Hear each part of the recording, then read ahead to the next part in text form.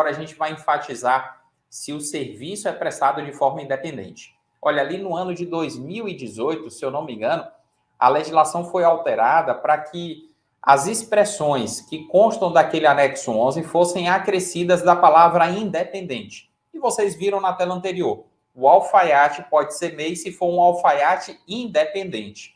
Qual é a ideia do governo aqui ao acrescentar essa palavra ao lado de cada ocupação permitida ao MEI?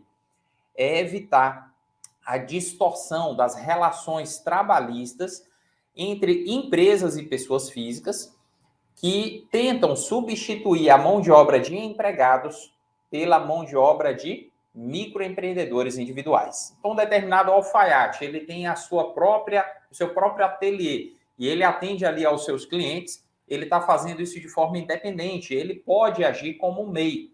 Agora, se ele precisa de auxiliares e ele exige que esses auxiliares, ao invés de trazerem as suas carteiras de trabalho e serem contratados como empregados, ele exige que eles se inscrevam como microempreendedores individuais também.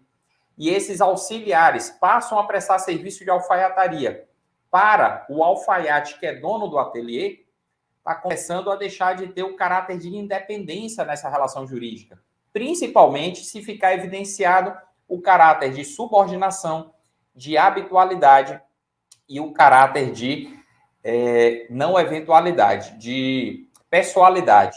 Ou seja, a ideia do governo, ao trabalhar a redação desse anexo 11 para incluir a palavra independente, é eximir ao máximo a possibilidade de legalmente uma empresa substituir a mão de obra de seus empregados pela mão de obra de microempreendedores individuais.